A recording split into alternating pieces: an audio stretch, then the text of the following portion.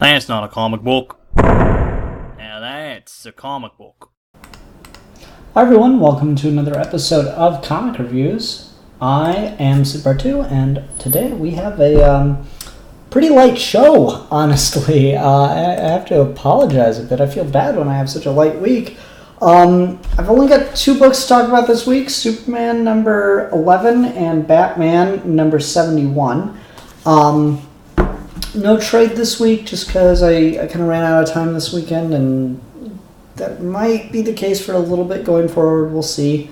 Because I'm going to be putting a lot of work into stuff in my free time, so I don't know how much time I'm going to have to read and stuff. That won't last, hopefully, too entirely long.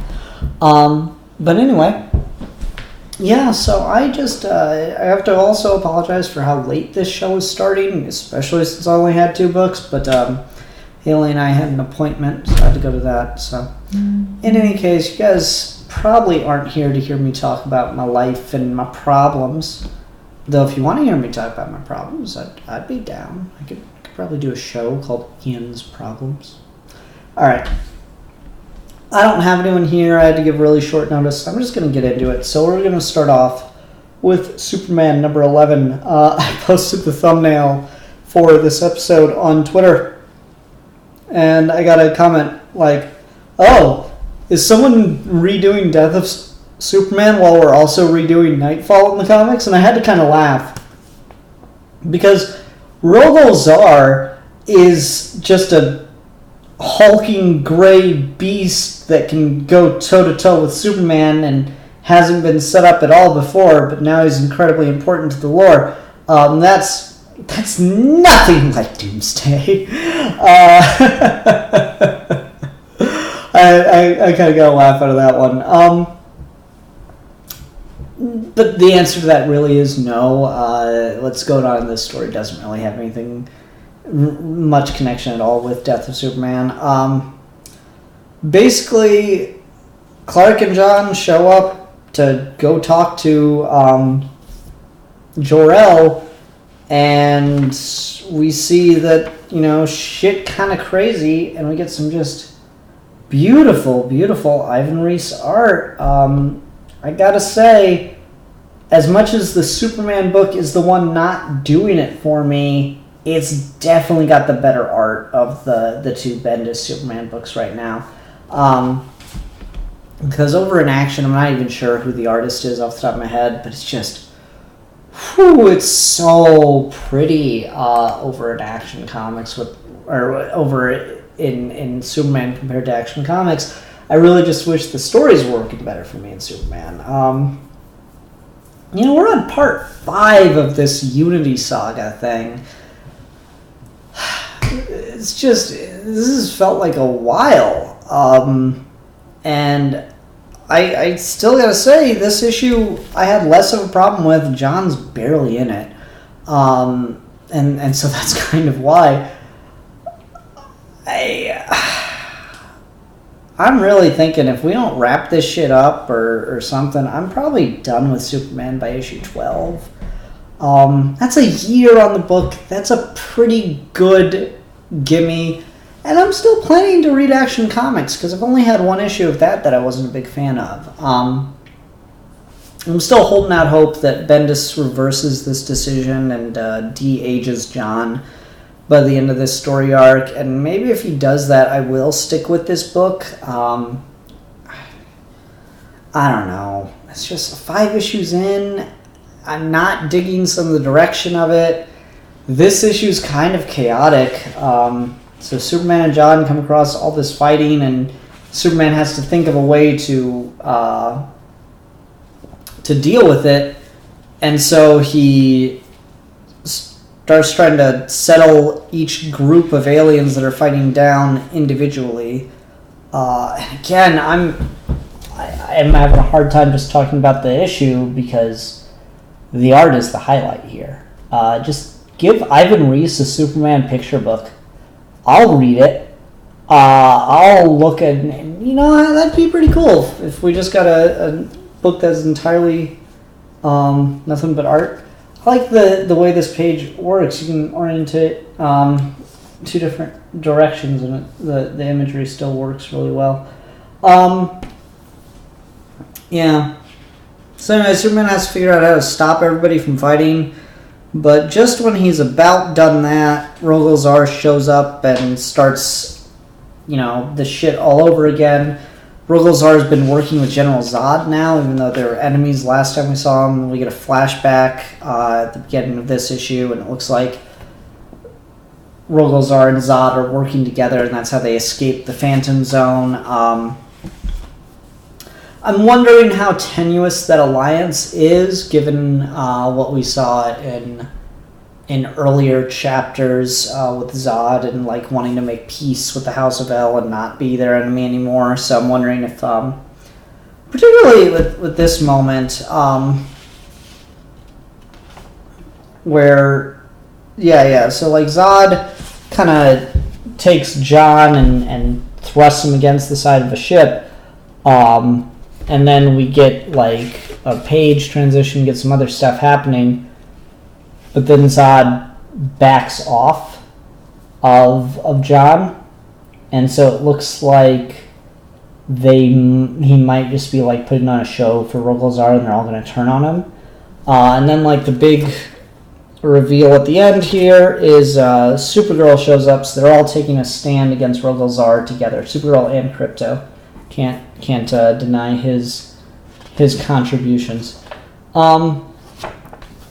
So that stuff kind of works for me. This is the issue of Superman I've had the least problem with, but I'm not enjoying this series as much. Which again, it's a shame because Ivan Reis, maybe it's blasphemy, but Ivan Reis is probably in my top 10 comic artists. At least with currently working artists, he just does some great work. It's grand, it's beautiful, it's just fantastic. The Kuma Ranger in the comments says, after Bendis' Man of Steel mini, the Supergirl relaunch is surprisingly better as it goes more on the mystery of the secret galactic council, though they still don't explain the Kryptonian hate.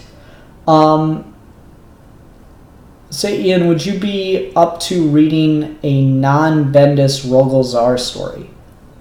I mean, conceivably. Let me talk about the Supergirl thing, because from what I heard, I talked to Vac about Supergirl a lot, and he was kind of hating that book. As a Supergirl fan, he's like, man, really wish I wasn't reading this, but I try to buy everything with Supergirl in it, and so I'm buying this, and I'm not enjoying it. Because I remember reading the first issue of Supergirl after Bendis came on the Superman book and was like, okay, this is a good premise for a series. I can dig it. But I just not terribly interested in Supergirl. I'm not sure how prevalent Krypto was in that series, and kind of he was the reason I wanted to read it. But I just lost interest in it. And so for whatever reason I hadn't, but I don't know, I guess I'm hearing conflicting things about whether or not it was any good. Would I read a non-Bendis Rogol Zaar story, though? I mean, maybe. He's got more character in him than Doomsday does. But the nice thing about Doomsday... Yoink. I said yoink. The nice thing about Doomsday is he's a bit of a blank slate. You can kind of just do whatever with him, and he's just big, strong guy threat. So that helps. Rogol Zaar's got more character to him, and then he's got this irrational hatred of Kryptonians, even though he's willing to work with Kryptonian villains. And so that side of things, I'm like, I don't know if you can really... Bendis is doing his Bendis thing. I talked to Steve about Bendis. Bendis is doing his thing where he's like, okay, new villain shows up, completely wipes the floor with all the other old villains that were at any kind of powerhouse, and that makes them the new big threat. Yeah, I guess it's kind of a lazy way to write a villain. into continuity. And maybe that's why I'm enjoying the action comics so much, is it's so much more personal, and I don't feel like Superman's under threat, and that's what makes it more interesting. But Rogolzar is just... He's a cool enough idea, like a zealot. But again, I don't know. It's a hard sell for me. I'm just not sure what you do with him. Like, Bendis is being pretty direct. Like, okay, let's say Rogolzar survives Bendis writing this arc, and Superman doesn't end up having to kill him or something. What's his story going to be? It's going to be like the same thing, right? He's just always going to try to break out and kill Superman and destroy all other Kryptonians. Okay. I feel like we got a bunch of that already, but sure. I don't know. I'm wishy-washy on it, I guess. Alrighty. Yep. Some Manos had a question. I was going to say I don't know. Someone answered. Nice. Thank you. Alright, let's go ahead and go on and talk about Batman number 71, Home Invasion. This, every week Tom King's stirring up some controversy on my Twitter timeline. Tom King has got to be one of the most divisive writers in comics I've ever read. Like a lot of writers, there are people that like universally agree they're good, but they don't like reading them, or there's people who are like, oh yeah, this writer sucks, but they're always on something. Tom King is got to be just the most divisive writer for my Twitter timeline, because some people swear up and down he's terrible, he doesn't know how to write, he's just confusing. And other people like me and Steve and some of my other friends are like, oh my god, this is the best run of Batman ever. This is so good. Oh, it's so emotional. And so I'm gonna give a general spoiler alert, because I'm gonna go straight to the last panel, because this is the thing stirring up controversy on this issue. Batman punches Tim Drake in front of the Bat family, and everyone's shocked. Fractured, with Alfred telling Batman that Bane has broken him. And so everyone's kind of freaking out and saying, oh my god, how could you have Batman hurt his child like that, and yada. So I always feel like I'm put in this position where I have to defend Tom King by just explaining how writing works, and that's odd.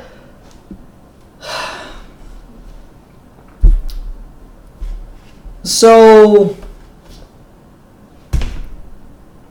Mano says, so they've recreated the old meme. Yeah, don't you guys remember that Batman's been beating the shit out of Robins for years now? I guess maybe that it's an open hand in the old meme just makes it okay. Where am I at?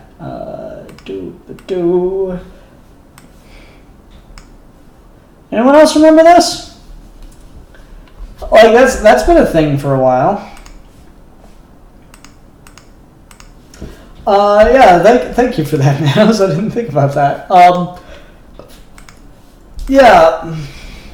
But no, in all seriousness, I feel like I'm in such a weird position where so often I have to defend Tom King by just explaining how writing, particularly comic book writing, works. So there are a couple things to talk about with Batman punching Tim Drake. Where to begin? Alright. Number one. Can we all just admit that hitting someone in comics isn't as big a deal as hitting someone in real life? Like, I know that might sound a little crazy, but I think that like injury in fictional worlds is just very different than injury in real life. So like when we you watch someone like in a movie and they're sneaking around and then they take a gun and they take the butt of the gun and knock someone on the back of the head and the person collapses over unconscious. And it works every time, right? Like, except that's not how real life works. If you hit someone hard enough that they collapse unconscious, they're not going to wake up an hour later and be fine. You gave that person a concussion, which is a very serious injury. And so in fictional worlds, physical injury is often a convenience or a cheap trick for drama.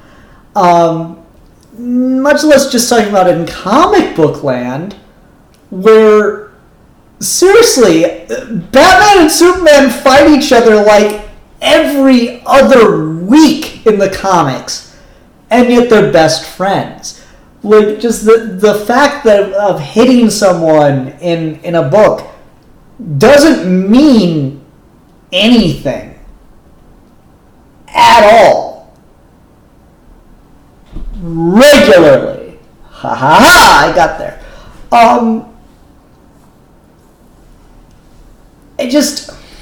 Okay. It seems that like people are shocked and appalled that Bruce Wayne would punch Tim Drake. Good. The story beat worked. That moment is meant to be shocking. That moment is meant to make you go, what? Oh my god, what's wrong with him? He's so detached. And the thing is, if you've been reading the goddamn story, and you go back to before the Nightmares arc started, and you have that whole issue with Batman breaking into Arkham Asylum and beating the shit out of Bane in his cell, and Gordon smashing the bat symbol with a baseball bat, yada yada yada yada yada yada, you'd see this coming. You'd understand that Batman is literally unhinged right now. That he has been manipulated into a scenario where he is doing things that are shocking and appalling and wrong. And honestly, it's been building since the wedding. Like, this has been the arc. Things have gotten darker and darker and harder for him, and he has lost his grip.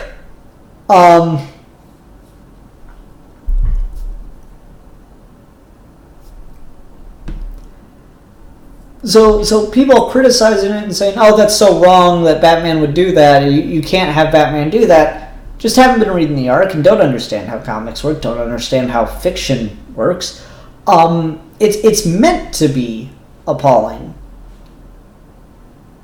So let's discuss the other side of the issue, which is that one part of this issue, a good half I'd say, is of Bruce rounding up his allies to finally take on Bane. The other half of this issue is Bruce sitting in Wayne Manor trying to confront Bane, who is in Wayne Manor with Alfred and Thomas Wayne Batman. It's kind of like this weird, trippy big deal. And Alfred's working for Bane, and Batman keeps threatening to break Bane's back and all this other stuff. Like, it's very intentionally meant to be this truly weird and discombobulated thing. Keep in mind, within the context of the stories, Batman just woke up from being in Arkham Asylum, being held and force-fed nightmares over and over again.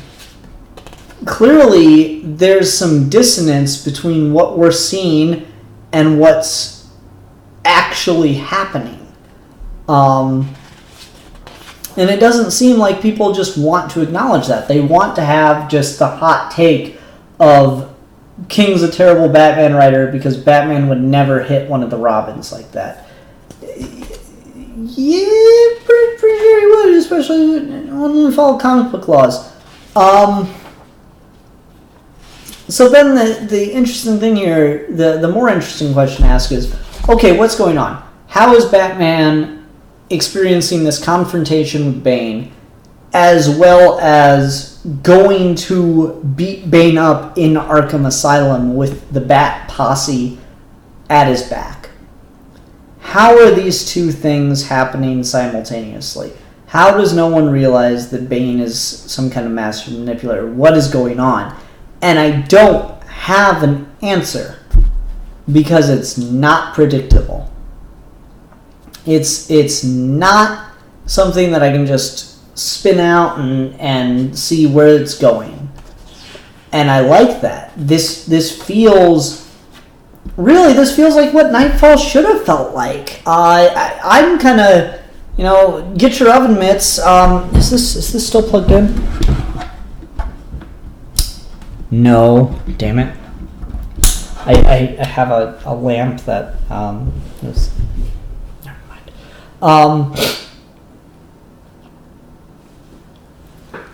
Here's my hot take. Nightfall sucks. Nightfall's a fucking dumb story that really is, in my opinion, just very poorly written. To be fair, I've only read incompleted collections of it that people tell me miss all the good bits.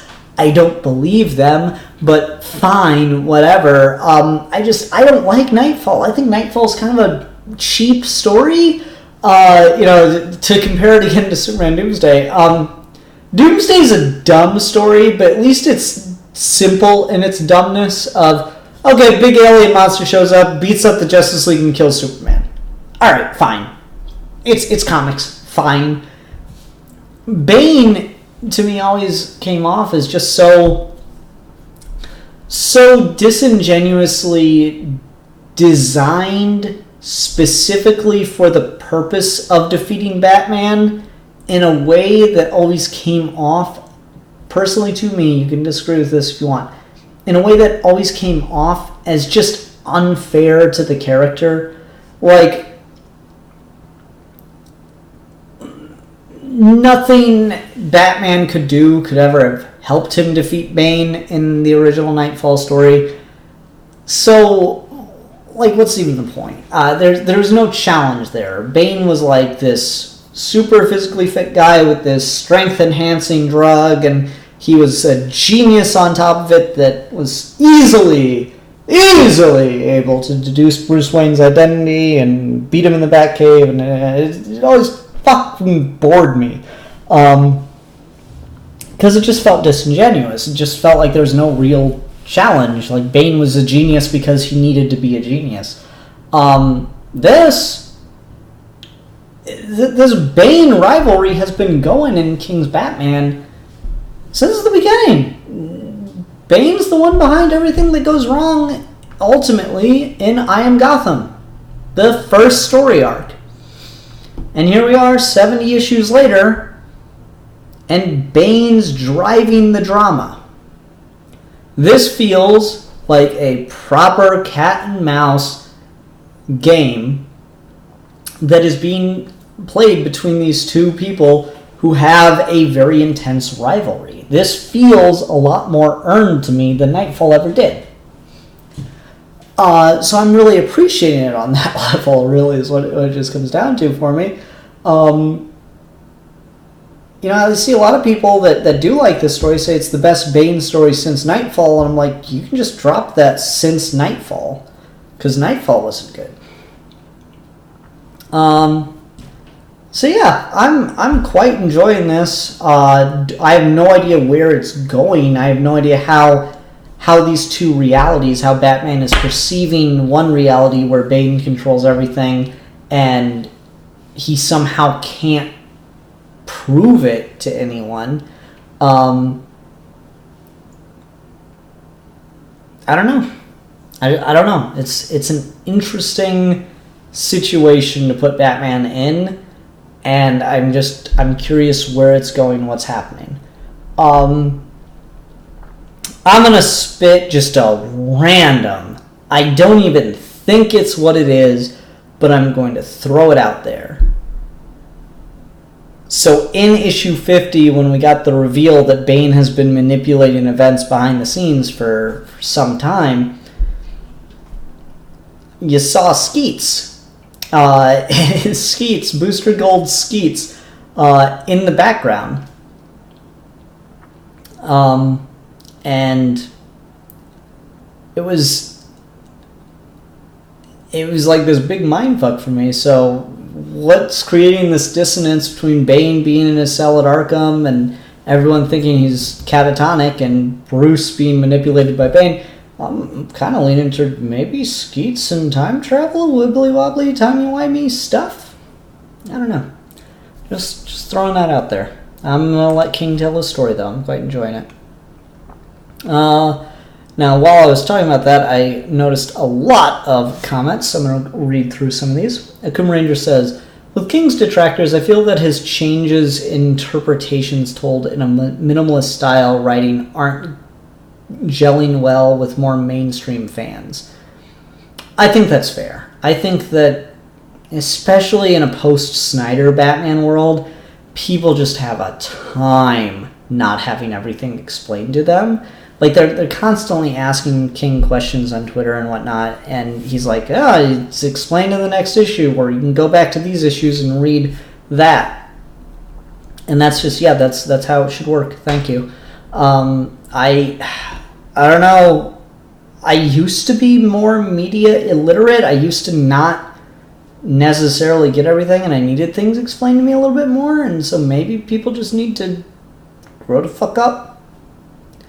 Learn to actually put some thought into it beyond just bad thing happened, make Batman bad.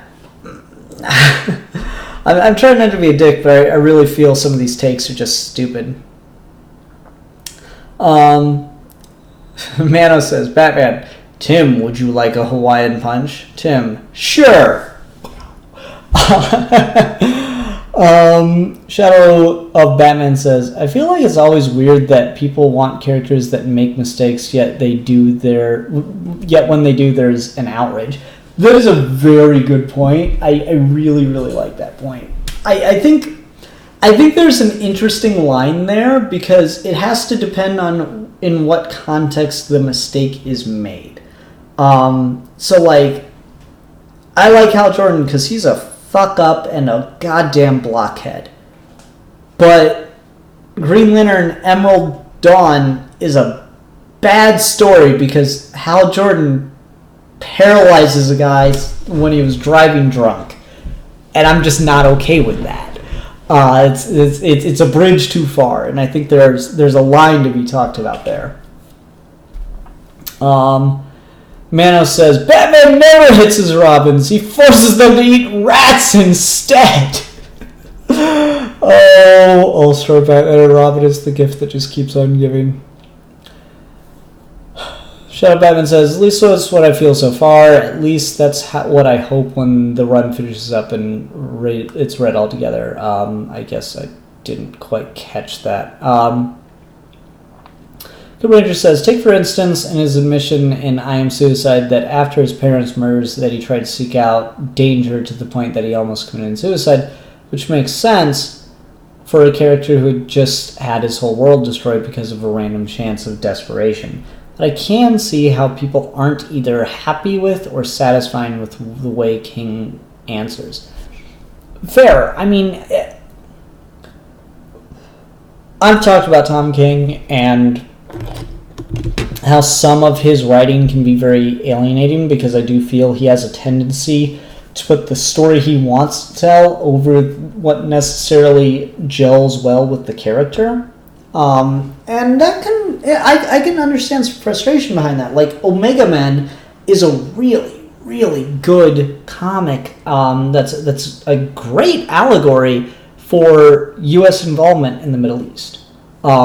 And that's obviously King's got some background with all that. There's some really great notions in that story. But at the same time, it is kind of fucked up to put Kyle Rayner through that, and I'm a Kyle Rayner fan. But I can detach myself from that and respect the story being told. And I can say, yeah, this is a really good story. It's not what I would super recommend if you want to get into Kyle as a character, because this takes him to a very dark place that's kind of hard to bring him back from. But it's a good story. Anyway. What else? Shadow Batman says, at least in this case, because a lot of times where Batman makes mistakes, we're supposed to be on his side or look at how cool he is. Here he is making mistakes where you're supposed to question. Yes, thank you. That's exactly it. Like, so often we frame, like I mentioned earlier, with Batman beating up Bane when he's just sitting in a cell in Arkham. Everyone's cool with that because we know Bane's behind something and he's evil or whatever. But he's still a guy in a goddamn prison cell. You shouldn't just go in there and beat the shit out of him. He is a ward of the state. He is under protection at that point. So it takes Batman doing something that's, to someone we know is innocent that makes you go, what? And these things just, I don't know, they whoosh right over people's heads. Okay. Mano says, I read the Nightfall trilogy as it was published, and I always was a little disappointed that Bane never returned during the course of the story. And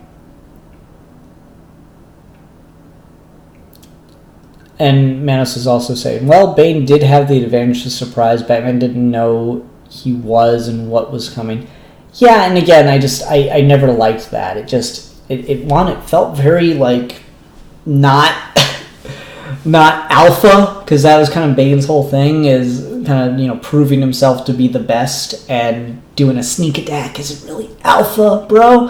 I don't know. I've got in my mind what a Nightfall movie should be, and you start Act 1 with Bane just coming to Gotham, throwing down, and challenging Batman to a fight, just like pretty much all the villains do. Do some big crazy wackiness and challenge him in the streets. And Batman, since he's fucking cheap, one of the things I love about Batman is he cheats. Batman shows up and fucking takes Bane out with a Batmobile, doesn't give him a second thought. And then so Bane, in Act 2, re-strategizes, breaks everyone out of Arkham, lets Batman hunt them all down, and then, after Batman has exhausted himself, then Bane comes in and takes him out again. And so you've got a cheap way of you have Batman beating Bane in a cheap way, and then you have Bane beating Batman in a cheap way, and that's when, of course, he gets his back broken, and then Batman has to come back from that. And then you get round 3, and you have them meet each other on equal terms, and Batman win through sheer physical will. And the thing with that, I sometimes question my sexuality because everyone's got like that one very specific thing from comics and cartoons they'd love to see on the big screen in live action, and mine is Batman with his shirt off but cowl and pants on.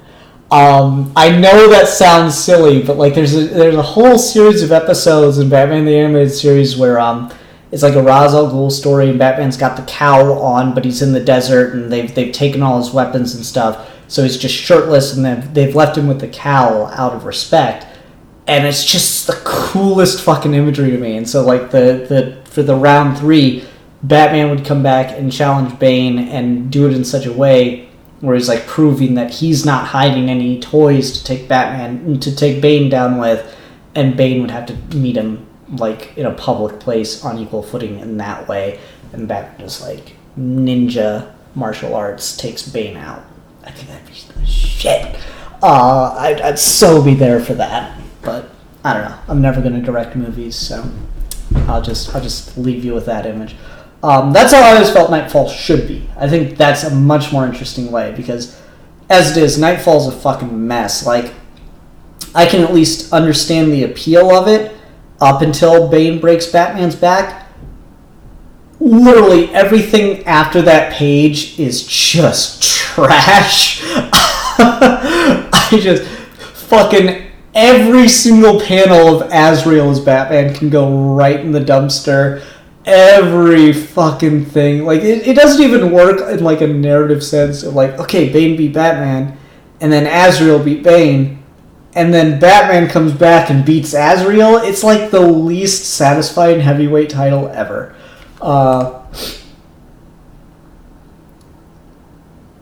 Mana says, puts the story he wants to tell over the characters. Sounds like Bendis. Yeah, I guess. I haven't read enough of Bendis to really get that, but I can see where that comes from. I think it's a pretty typical thing for a lot of writers to do. Kuma Ranger says, also Tom King's Omega Men characters have a big part in the new Supergirl run. Really? Wow, okay. Part of the appeal of Daredevil is that he makes mistakes and sometimes comes back to haunt him. Yeah. I think the story about Bruce finally being driven mad by trauma. Okay. Phil Gutton also says, I don't think Bane broke Batman. Catwoman broke Batman, and Bane created a fictional narrative to explain why Catwoman left him. See, I'm weird. I don't think Bane had anything to do with what the nightmares were. I think that's all Batman. I think they just hooked him up to the machine and, like, come what may. Kim Ranger says, it all ties in with how Batman used Catwoman to break Bane. Yeah, I think so. That's a good point. Anyway, I really like this comic, and the people that don't are wrong. There we go. A man on the internet has spoken, so it is inarguable from now on. Okay. That's going to be it for me tonight. Like I said, folks, I had a really short week. Still managed to talk for 40 minutes. Just Batman and Superman books this week. So I'll be back next week with hopefully a little more meat. Until then, everyone, thanks very much for watching. Bye!